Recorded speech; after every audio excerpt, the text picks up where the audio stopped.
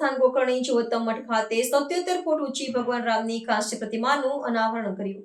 દેશના વડાપ્રધાન શ્રી નરેન્દ્ર મોદીએ દક્ષિણ ગોવા ખાતે આવેલા પવિત્ર શ્રી સંસ્થાન ગોકર્ણ જીવોત્તમ મઠની મુલાકાત લીધી હતી.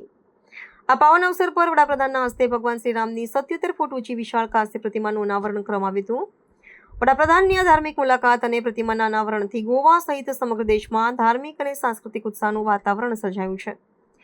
ભગવાન શ્રી રામની આ ભવ્ય પ્રતિમાને ધાર્મિક શ્રદ્ધા અને ભારતીય કલા તથા સ્થાપત્યનો ઉત્કૃષ્ટ નમૂનો માનવામાં આવે છે. આ પ્રતિમા મઠના પરિસરમાં સ્થાપિત કરવામાં આવી છે. અનાવરણ બાદ વડાપ્રધાને મઠના વરિષ્ઠ સંતો સાથે મુલાકાત કરી હતી અને આશીર્વાદ પ્રાપ્ત કર્યા હતા. આ પ્રતિમાનું નિર્માણ ભારતીય સંસ્કૃતિના મૂલ્યો અને રાષ્ટ્રીય ચેતનાને પ્રોત્સાહન આપવાના પ્રયાસ રૂપે કરવામાં આવ્યું છે.